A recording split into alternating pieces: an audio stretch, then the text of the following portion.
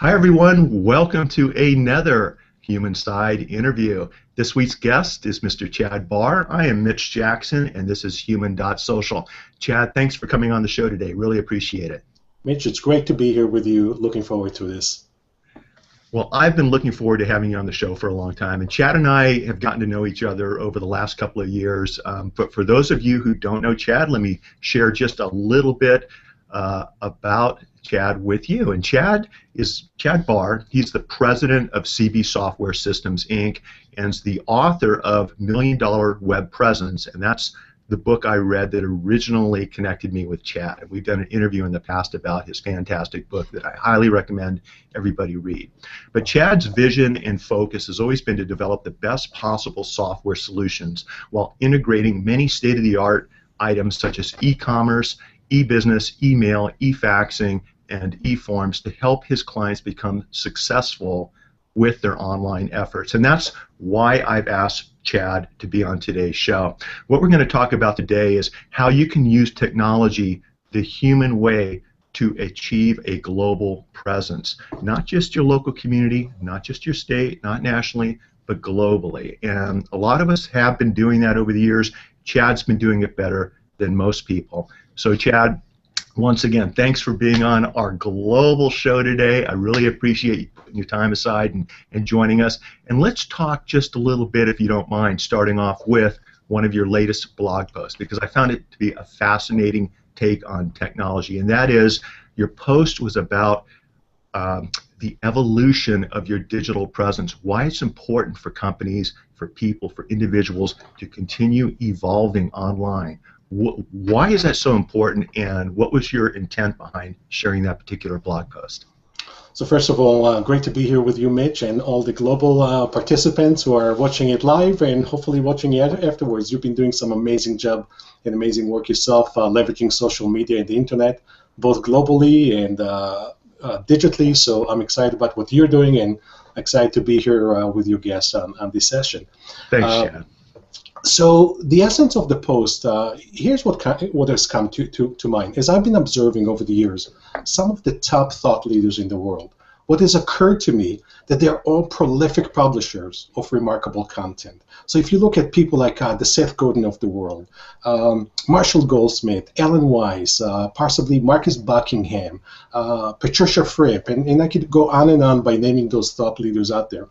They're all prolific publishers of great content, and they don't stop creating. So actually, when we're looking at them, we're almost overwhelmed with the amount of remarkable, provocative content that they put out, anywhere from blog entries to tweet entries to booklets and ebooks and books and videos and podcasts, and you just name it. It's just overwhelming.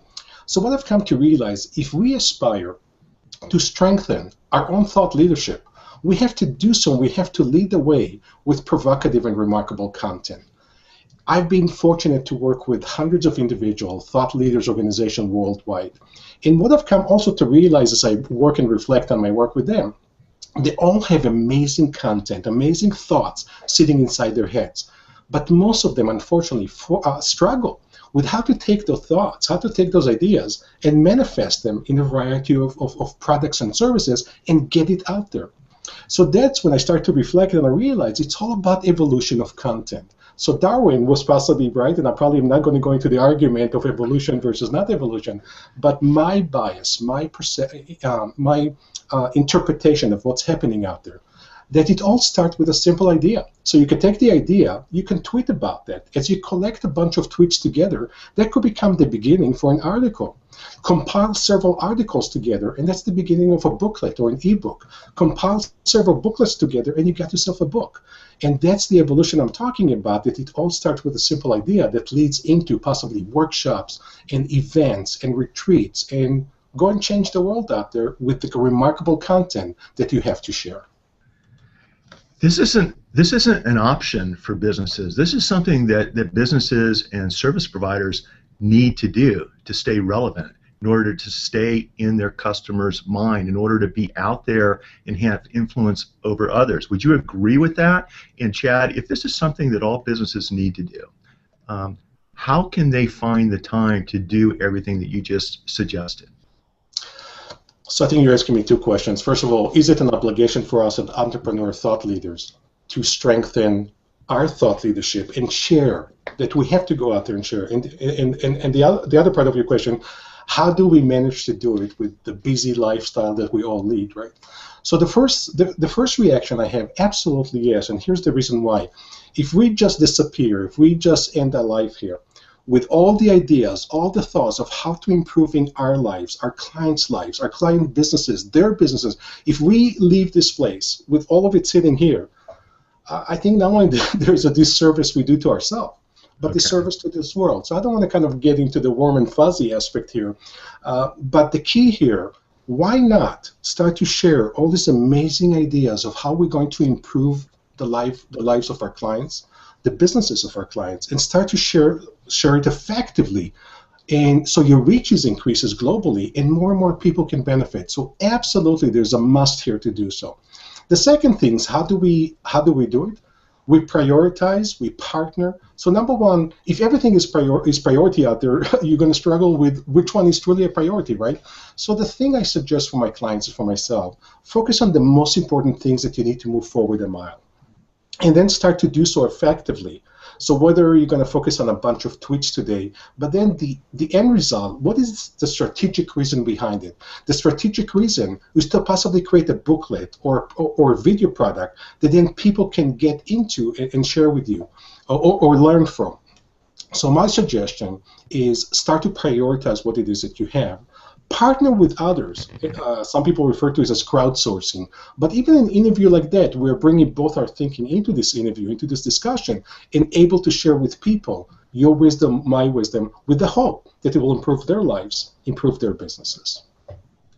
I love the idea that you're suggesting partner with other people, maybe use old offline skills or new technology skills to help make this task a little bit more doable, a little bit easier for many of your clients. Chad, let's talk just a little bit about companies coming to you for the first time and asking for your help when it comes to providing digital or web services. What is the most common problem or issue that you see your new clients experiencing who are interested in expanding their web presence globally? So as I said earlier, great question. I've been fortunate to work with hundreds, if not thousands, of both organizations and companies over the years. And the majority of them, even with the growth of the internet, they're confused. They're not sure. Where do I start next? How do I put all the pieces of the puzzle? Should I be on social media? Are my buyers using social media to find me? So all those kind of questions, there are tremendous amount of challenges. They're experts at what they do, but they're completely at a loss of how to put those pieces of the puzzle together. What I've come to realize, if I were to articulate what simplicity is like on the web, it boils down to three primary things. Number one, I help my clients think about their web strategy or their cyber strategy and their business strategies. So here's what I mean by strategy. Actually, let me identify the three components: strategy, please do. Content, a wow factor. So if I were to simplify what success is like, how do you achieve success on the web, it boils down to those three elements: strategy, content, wow. The strategy, I help my clients articulate, how do you paint the picture of success? What does success look like? What has to happen in order for you to achieve success? So we start to articulate, fast forward a year, 2, 5 into the future, amazing success is achieved. What does that look like? The second part is what I refer to the buyers, I start to articulate the buyers. What I mean by that, who are the buyers that you are attracting today that you should attract in the future? What do they read? What do they listen to? What do they watch? What events do they attend? Because only then, when we figure out who the buyers are and where they're located, can we put together the proper tactics and strategy in order to attract them. The third element of the strategy, what are the remarkable offerings that you have to provide that makes you irresistible?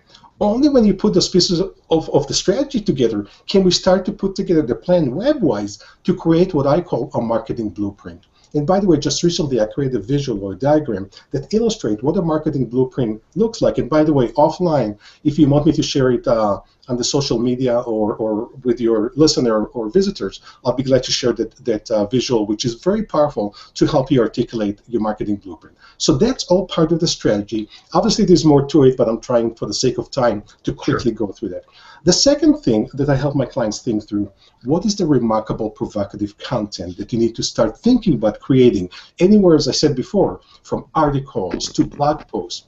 The simple benchmark that I suggest to my clients, there's not too much science into it, but here's my simple benchmark. When I read a piece of content, when I listen to a podcast or I watch a video, is my immediate reaction, so what? I've heard it 1,000 times before? Or is my reaction, I never thought about it this way? This is pretty unique. This is interesting. So what I help my clients think through, how do we create this remarkable content that gets them noticed and through viral sharing get shared with others? And the last thing is the wow factor. We help put together remarkable websites that I'm very proud of being part of. That grab attention. I want the person who gets to your website and my client's website, I want their reaction in 5 to 7 seconds be that of, wow, I've never seen something like this before. I need to spend a couple of seconds or a couple of minutes longer. And hopefully the couple of minutes longer turns into more and more time with the end objective of either staying in touch with the page you're visiting, subscribe to a newsletter, even better yet, buy some of the products and services, or pick up the phone and send an email and say, I just checked out your website. Amazing, remarkable content. We need to talk. That's what I help my clients articulate, so I hope I answer your question. Maybe kind of longer answer than you expected, but that's my articulation, I think, to your question. And then helping them put all those pieces together and then set the priorities. How do we go step by step? Let me also say one more thing that I think is important. Oftentimes I get asked or I get calls like, Chad, I need help with my website. In my first reaction to something like that, you're already thinking about it completely wrong. And there's a pause there on my part, and people say, what the heck do you mean by that, Chad, right?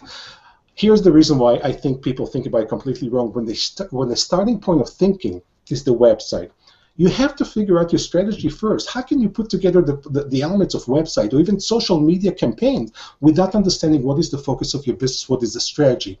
That goes back to articulating what success looks like, articulating who the buyers are, what are the remarkable offering. The website then, when you put together the strategy, the content, the wow factor, the website becomes one of the delivery mechanisms to push your remarkable content out, not the only delivery mechanism. That's a mistake people make. They throw together a website and then they ask me or other people, how come it's not successful? That's why.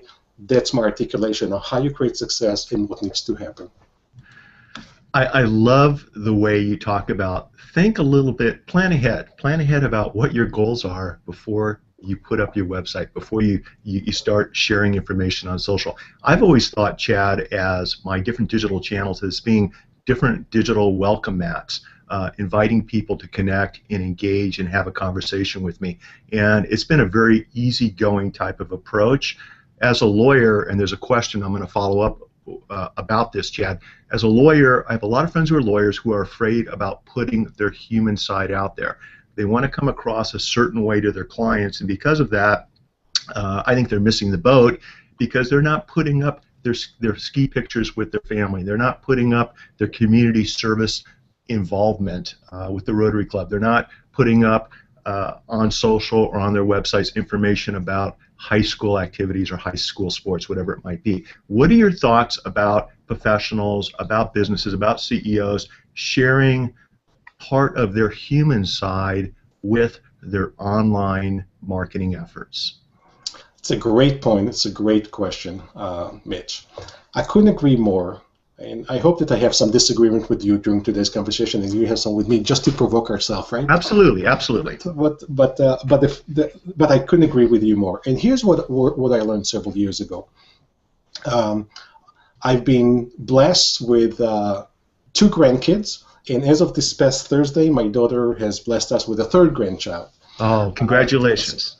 And of course, I could spend the whole show today just talking about my grandkids if necessary. So, but here's what I want to share. I delivered a presentation in Toronto several years ago. And during the presentation, I talked about my grandkids. And someone approached me after the presentation and said, Chad, that was the perfect opportunity for you to spend a little bit more on your grandkids, your family, and show some pictures. Because we here love pictures like that. So whether you skiing with them or playing the guitar for your grandkids or whatever, and that hit me so hard at that time that people love the human, as you say, the human interface. And from that point forward, one of my first slides is, of course, the slide of my grandkids. And I actually say at that time, seriously, I love I that. could think about this forever, right? So I saw some picture of grandkids. I show some picture. So if that applies so powerfully and so effectively to our presentation, to how we engage the audience to say there's a human being behind this, right? Especially on the web, when people either see your tweet or see a Facebook entry, and they usually read your content, I've seen that there is a much better reaction when there is an image associated with that. So whether it's a picture of you from a vacation, it doesn't have to come across boasting, but it has to come across as I'm sharing with you in gratitude and appreciation, not only for the amazing life that I'm able to lead, but you're part of this life. And I would love to also see your picture, so I couldn't agree more. And I realize there are some people out there that say, keep away your personal stuff. I'm on the opposite side. I believe that I do want to share with my clients, and they're actually asking for that. Share more with that. So absolutely, I agree with that. You know, and it depends probably on what you're doing. If you're a private investigator, for example, you're handling a lot of white collar crime type of investigations, you may not want to put a lot of your personal stuff up there. If you're in a service area of business, accountant, lawyer, web consultant, business consultant, I think that is what connects people. And you know, what's interesting for me is since day one, we've kept a database of our clients, and we're going into our 29th or 30th year of practice. But about 10, 12 years ago, I did a blog post on track and field and social media and cross country. The first client I ever had, Chad, back in 1985 or 1986, who's in my database, and I've never heard from. Newsletters, all types of marketing efforts over the last 2 decades. Never heard from this person. When he saw a picture of my daughter running cross country at Danny Hills High School, the phone rang. Hey, Mitch, I used to run cross country. And a referral came shortly thereafter. So it's interesting how everyday life experiences, not boasting about what we're doing, but just sharing our passions. Just sharing the things that we enjoy doing. That's what connects us as human beings. Let me take you by the hand and go back in time. And you gave me permission for me to do this with you. Where did you develop your passion and your love for helping businesses succeed, for software design, coding, website design, website presence, and things like that? When did this interest first begin with you, Chad, in your life, and who were your early life influencers? Wow, that's a great question. Where do I start, right? At the beginning. At the beginning. So I was born and raised in Israel, and I had a great upbringing for my parents, both commitment to love of family, love of education, and always pushing me in that direction. But from early age, I started to play instrument, and they pushed me to study the instrument. So I hope that doesn't go against me, but the first instrument I actually picked up, I think, was the flute, and then shortly after, 2 years later, accordion, right? So it's not something I admit publicly, but maybe because of the question, perhaps I'll share with your listener. However, I think it was I was 12 years of age when I picked up the guitar, which eventually became my main instrument. I loved playing the guitar. And I was very influenced by American music, by music that came from the UK. And early in my teens, so I think I'm about 14, 15 years of age, I have the opportunity to start entertaining. And not to boast, I was a pretty decent guitar player. And then I joined a band. I think I was about 15, 16. And while attending high school, almost every single night I had to balance and juggle going to high school, and hopefully getting some decent grade, and being part of a band that played almost 5 nights a week. And that was my introduction to becoming an entrepreneur early in my teens. So when I think about, first of all, where this whole thing of entrepreneurship, creations came, so the creativity came from the music world, Sure. and the entrepreneurship came from joining a music band. And then probably maybe towards my being 17, 18, just before the military service, which is mandatory for all Israelis, right? 3 years for the guys and 2 years for the girl, I started to really be influenced by jazz and especially rock and roll. And it was always my dream, I have to make it to the U.S. I have to get to this place where all those shows are happening and all those concerts are happening, right? Wow. And I remember playing, Pink Floyd and Led Zeppelin and the Eagles and all those. My English skills were not as good at that time, but I was somewhat faking the words while playing the music and the solos. So that was my love, playing music and studying music. I started to compose, I started to arrange, I started to teach, and then I joined the military. And then shortly after the military, I had the opportunities to come to the U.S., where I eventually met, I came to work at a summer camp, bringing the culture of Israel, bringing the music of Israel, and working with the kids at summer camp. And that's where I met my future wife-to-be. I did go back to Israel after the first summer.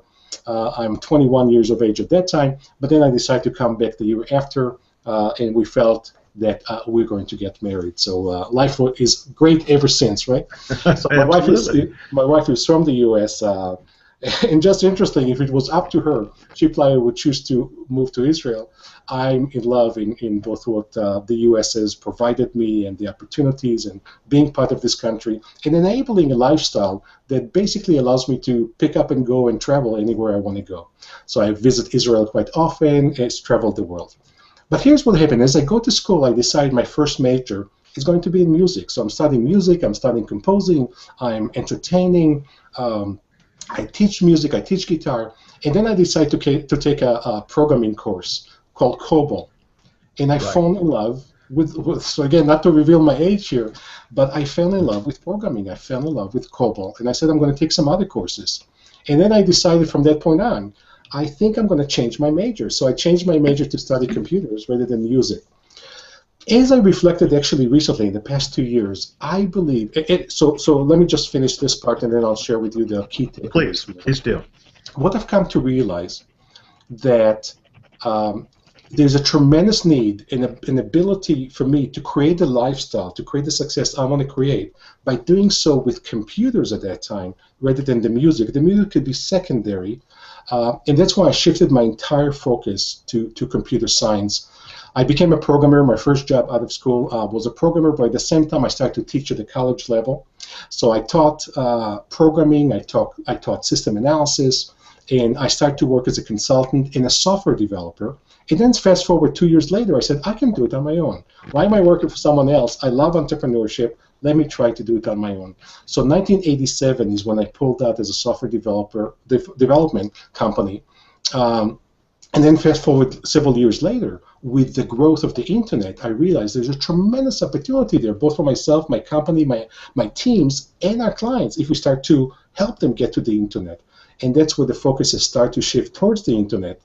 And CB Software System, which is the name of the company, is now going through a complete rebrand. We have completely in the past 10 years shifted our focus from software development to that of helping our clients with internet. So when people say to me, what is it that you do, Chad? I'm a cyber strategist. I help them leverage every aspect of cyber technology, cyber application, to dramatically transform their business success and therefore create irresistible attraction. Last statement I'll make this, so that's the focus of my company today, Sure. right? The last thing I've come to realize, it probably was the talent that I realized that I have in music, composing, creating, entertaining, and almost the same brain activities have gone into software development and then cyber strategy and everything to do with the web. So maybe naturally it was very comfortable for me to move from the world of music and then start to move it into computer science and then of course the web. Last statement, my wife happened to be a cantor singing in the synagogue with an amazing voice. So that's my connection, not only through the love for her, but helping her also. I'm still entertaining at time. Once a month, she pulls me what I call out of the music retirement, right? And we go into a nursing home, and we have a service for the residents at the nursing home. So that's my chance to at least stay sharp with my guitar. And of course, every opportunity I have for my grandkids, I play the guitar. And needless to say, they think I'm the coolest guitar player in the world. I love it, and you are the coolest guitar player in the world. I mean, I love asking that question because I've just learned so much more. All of our viewers have learned so much more about you than probably what many of us knew before the show started. And what's interesting, Chad, is my son plays the guitar, and this weekend my daughter, who's going to UCLA, was down visiting us with her boyfriend, and she asked Garrett, grab the guitar and play for us. And Garrett sat down and started playing some music, singing songs, and I was so impressed with how comfortable he was doing that, how much he enjoyed doing it, and how good doing that. But he also happens to be really good at computer programming, like you just mentioned. He's a gamer. He's not only an athlete, but he's a gamer, and I actually think playing music helps with his online programming skills. So it's interesting to hear you say that, because do you know whether or not it uses the same part of the brain, or has that just been your own personal experience? I believe it is actually scientifically. Okay. I'm almost positive, and I think there are some other experts out there that will testify and clarify. But I also found out over the years that there's tremendous connection with a lot of software developers and web developer with a very strong connection to the music world, whether they're composers, they play instruments seriously. So I believe there's absolutely a very clear connection, and I believe that part of the brain, whether it's the right or left, I should know, by the way, because I just interviewed Daniel Pink, who in one of his books talks about why I think it was the right brainers who were going to rule the world, right? But I think it actually does occupy the same brain function or side, activity-wise, between music creation and music composing, writing, to developing software and creating innovative solutions. You know, real quick, because I want to go to Daniel Pink in your interview. When Garrett was telling me this year when he was back returning kickoffs during football, he was playing music in his mind, and he'd run to a certain beat, and it would get him going in the game. So it's just interesting how all of this intertwines, and when it comes to business, specifically doing business online and engaging others, taking that human element and entwining it in your business efforts, in your efforts to connect and engage others. It's the only way to go, and as soon as people figure that out, they're going to see changes in their business. Let's fast forward a little bit. You mentioned Daniel Pink, and I noticed you did do an interview with Daniel. Tell us a little bit about that. Tell us what you're doing today, how you're helping businesses grow, and what you see happening in 2015 and beyond with respect to sharing our services, sharing our products online globally. We've been doing business with very, very amazing people. You know, I look at all my clients and I'm just in awe of the caliber of their thinking and things like that. But I have to say, because we've been so swamped and my team has been so swamped on rolling out solutions for our clients, what's the thing about the cobbler kids wear no shoes, or whatever the statement is, that our website has been scheduled to launch for a long time. So if you go to the Chad Barr group, which is the brand new website that's supposed to roll out, it right now says scheduled to release in February of 2015, right? I hope that it's a reality, but we're very close. The bottom line is we're very close. The reason I'm talking about that, through our new presence, through the Chad Barr group, which is about to roll out, we're going to showcase a lot of the amazing things we've been doing with our clients, not just for the purpose of boasting about our work, but actually demonstrating what are some of the top successful individuals worldwide are doing with content creation, with web creation, with social media, and so on. So I'm looking very forward to that. One of the things that we decided to roll out in conjunction with our new web presence, and by the way, notice I said web presence, not website, because web presence in my mind is the strategy, the content, the wow factor, not just the website, right? Okay. So one of the things we're doing with the rollout of our upcoming web presence, we decided to put together a monthly magazine, a monthly digital magazine that is going to be absolutely amazing. Not only from the showcasing of great ideas that I'm going to share with our subscriber and our clients, but I'm going to feature every single month one of our clients, and not only promote them in a way that makes them look amazing, but share some of the ins and outs and the insight. Why have we done it that way? And what is the success that they've achieved by doing certain things, especially leveraging, of course, web cyber strategies? So there's going to be an article from Chad's desk every month. There's going to be a case study featuring our clients and really build them up. And then I decide to feature one of the thought leaders that I admire and that possibly I've had a chance to either interact with or work with. So Daniel Pink is going to be the first feature thought leaders that I reached out to. He was willing, of course, to do it, so I'm very thrilled with that. Amazing interview that I've done with him. And not only am I going to feature in our upcoming magazine the highlights, but I'm going to also provide the link so people can listen to the entire interview. I'm actually the second guest. I already actually happened this afternoon. I have my interview with Randy Gage this afternoon. And then I'll have an interview with Patricia Fripp, of course, one of my dear clients, partner that I've worked with for the past 15 years, Alan Weiss. Will feature the amazing stuff we've been doing with him. Also, we're rolling out something very exciting with him that we just started to announce actually in the past 48 hours. It's the repository for his intellectual property, which are thousands of videos and podcasts. It's going to be a library. That's amazing. So anyway, this magazine is going to allow me to feature not only our thinking, but then to attract outside thinking from other thought leaders. And of course, I'm planning sometime in the near future to interview you and bring you as our guest speaker as well. Well, I'll tell you what, I'm always available as a last-minute filler, Chad, and we'll just leave it at that, okay? But, and thanks for even considering me. Is your magazine going to be, for example, like blog posts, or will it be videos? Will it be podcasts? Will it be a combination of all the above? What exactly will the format be? The format is going to be, think about almost like opening a beautiful-looking magazine hard copy-wise. It's going to be opening a very glossy, very amazingly well-designed digital magazine online. Gotcha. And it's going to be in the format of a magazine. It's digital, so it will allow us to very easily embed and incorporate images, videos, podcasts. So not only you'll be able to flip through the different pages of the magazine, but anytime there's a video, you'll click at it and you'll be able to watch the video. If there's a podcast or the full interview with Dan Pink or whoever it is, you'll be able to click on that, not only read the highlights, but also, so it's all going to be digital, and probably, I'm not as married to that idea, but I may actually in the future print some hard copies so I can hand it to some people as well when I walk into their office and things like that. But the intent here is to drive with digital how are the great things that we are doing on behalf of our clients and on behalf of ourselves.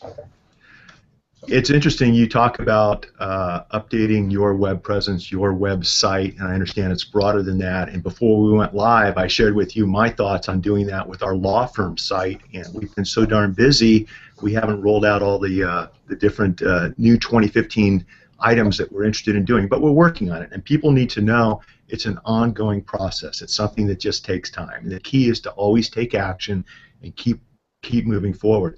With respect to your clients for 2015 and beyond, Chad, in talking about a web presence, how much emphasis are you sharing with your clients on making their publications, this information that you're sharing with the world, available on the mobile platforms? How important is mobile with your long-term recommendations to your clients? And secondarily, with our law firm in 2015, we're rolling out a complete virtual service, a division where clients can come in and interact virtually with us. There are no office appointments. Everything's done online. There are price reductions involved in exchange for offering that service. It's a convenience item that actually works for the client and for us. When talking to your clients, you know, share with us just for a couple of minutes, if you would please, how important is mobile? And how important is offering the services virtually as opposed to old school eye-to-eye and face-to-face, if at all? Mobile is not important at all. I'm just kidding. Wow, you threw me for a loop there. I just want to grab your visitors or listeners' attention for a brief moment. And we'll wrap up today's show, everyone. You've heard it from the one and only Chad Barr. No, I know you're kidding, so share your thoughts with us, if you would, please. That's great. You're pretty funny. That was pretty funny. So mobile, from my perspective, is not only the trend, but statistically, if you look at, if you study your website visitors, you'll notice that the majority of visits today are starting to happen on mobile. So more visitors are actually using mobile devices to visit and check you out than people are using desktop applications or things like that. So not only the trend has been, statistically it has been proven that more and more people are going that direction. I was just yesterday watching on CNN the interview with Fareed Zakaria, where he interviewed Bill Gates and his wife. And it was a fabulous interview, which I recommend to the listener to just, if they've not watched it, to try to find it on CNN. One of the questions is, what is the impact of mobile? Where he's asking, one of the top thought leaders in the world on mobile. And Bill Gates has absolutely confirmed that mobile is it. And with Africa now starting to open more and more towards technology and the ability to use things like a mobile phone rather than a desktop, and having the ability infrastructure-wise for people to be connected to the internet worldwide, that's the future. So not only the ability, in my mind, how can you then leverage mobile in our business to communicate with our clients, but to improve what it is that they do? So imagine, and we can almost do it right now, right? If you have a question, no matter what business you're in, whether it's in the legal world, whether it's in the consulting world, whether you are as an architect, if you have a question about anything pertaining to your business, it is quite likely that within few keystrokes you can get the answer on your mobile phone. Won't it be great if you can also watch a short video or listen to a podcast that gives you the answer to your challenges? Mobile device, so needless to say, my iPhone 6 Plus or whatever, mobile device is absolutely the future. Not to suggest that desktops are going away, but you have to, this is another article or blog post I talked about, you have to provide your clients the ability to engage with you in the mode of preferences that they would prefer. Some people like to use text, and I've come to realize my daughter is 32, my son is 22. My son almost never would answer my calls if I were to call him on the phone. He will almost instantaneously answer to a text. So I realize his mode of communication preference is texting only. Never call my son on the phone, right? The same thing applies to our clients. Some prefer to call us on the phone. Some prefer to work with emails. Some prefer to consume the information we provide them in a podcast or a video. So make sure that you provide so in a variety of formats. Mobile is critical. I see a huge impact, not only from China, but Africa, India, more and more people consuming content and interacting with us, leveraging mobile devices. We were talking before we went live, and I was skiing this weekend with my son, and on the chairlift, I noticed how he was instantly posting photos and videos from his smartphone to his friends using the various social platforms. And the videos that I was shooting using Google Glass while I was skiing, Garrett wanted me to send directly from Glass to his mobile device so that he could edit and upload the videos. And I was talking to him about, well, let's wait till we get home, use Wi-Fi, do it on the desktop. It's easier to do. The database, the file size of these videos is so large because it's 720 HD. It's going to take up too much of our Verizon bandwidth, et cetera, et cetera. But his frame of mind is everything he wanted to do, including editing video, he was going to do on his smartphone. Exactly. And it's amazing. Let's do this, Chad. If people have questions for you and they want to reach out and learn more about developing a web presence the right way, possibly bringing your company into the mix, and if they'd like to follow you, you have a wonderful program online where you share short 2 to 3 minute videos of tips, business success tips, web presence success tips online. What's the best way for them to use their smart device and reach out to you and connect with you? So, of course, the easiest is either through Twitter or Facebook or one of the above. But our upcoming website is the Chad Barr Group. So THE Chad, CHAD, Barr, BARR Group, GROUP.com. So that'll be our website. Twitter at the Chad Barr Group. Of course, I'm on Facebook. Also, a lot of people call me directly. So my private line is 440-394-8255. 8004. And that's always an easy way to connect with me on phone or Twitter or email, chad@thechadbargroup.com. You asked me something before, which I think is going to be very valuable. So if we could take just 1 minute, I just want to take some notes here just to demonstrate something to your listener, which I think is going to hopefully blow them away. It's going to also put you on the spot for a brief moment. So I'm pulling out a piece of paper just to demonstrate something. I just want to show you something as far as creating what I refer to as one of the things we coined the phrase, or I coined the phrase, digital empire creation. Because as I look at some of my top clients I deal with, we've helped create digital empires by releasing their content. So I'm going to ask you a question, and I would ask you for the first thing that comes to mind as you answer. I'll take some notes so I don't have to rely on my memory. So the first question is, what is one of the top challenges your clients are facing? So when you deal with your clients, what is the one challenge that they oftentimes share with you and they say, Mitch, this is driving me crazy, I need your help? What is that one challenge that comes to mind? If you're talking about an incoming caller wondering who the right or correct lawyer is, the biggest challenge is finding the right lawyer for their particular case. If you're talking about a client who's already retained our law firm, the biggest challenge the clients experience is how slow the legal process works. It's very frustrating for them. So let's pick out the second, if that's okay. So you talked about how slow the legal process is, right? Sure. So if I call you, or I'm a client of yours, and I call you and I say, Mitch is driving me crazy. I can't stand how slow our legal process is. What are some ideas, maybe 1, 2, 3 tips you can share with me to say, Chad, just chill for a second. Things are not as bad as you think.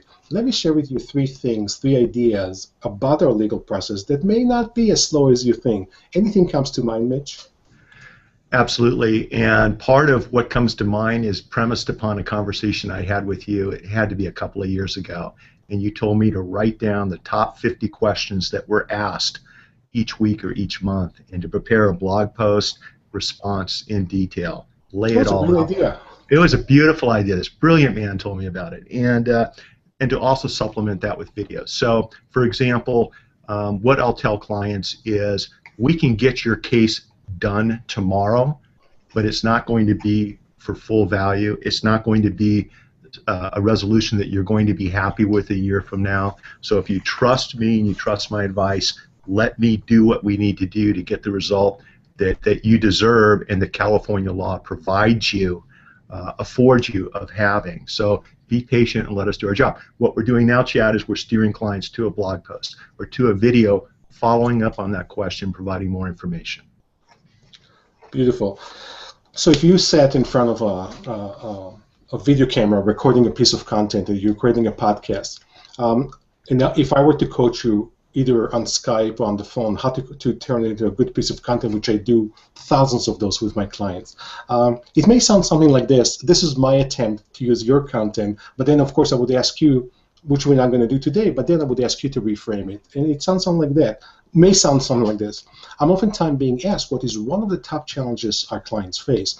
And the one that comes across oftentimes in most of my conversation, they struggle to understand how slow the legal process is.